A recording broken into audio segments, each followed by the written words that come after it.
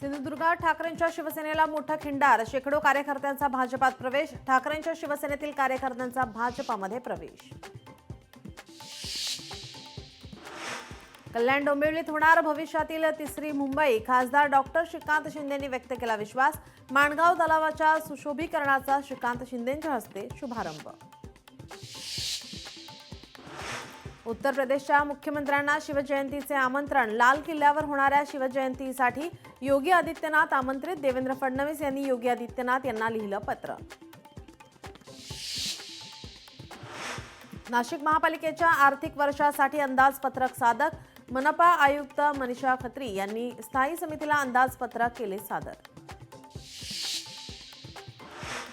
शिवसेना फोडण्यासाठी दबाव तंत्राचा वापर, पैशाचे आमिष दाखवले जात असल्याचा खासदार संजय देशमुखांचा आरोप.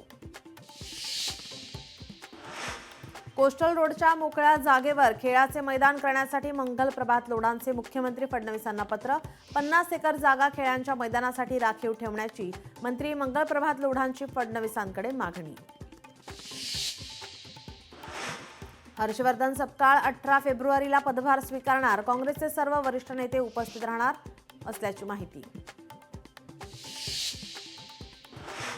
कॉमेडियन अनुभव सिंग बस्सींचा शो कॅन्सल, रणवीर अलाहाबादियाच्या वक्तव्यानंतर प्रशासनाला धास्ती, कायदा आणि सुव्यवस्थेचा मुद्दा उपस्थित करत पोलिसांनी त्याच्या शोला परवानगी नाकारली.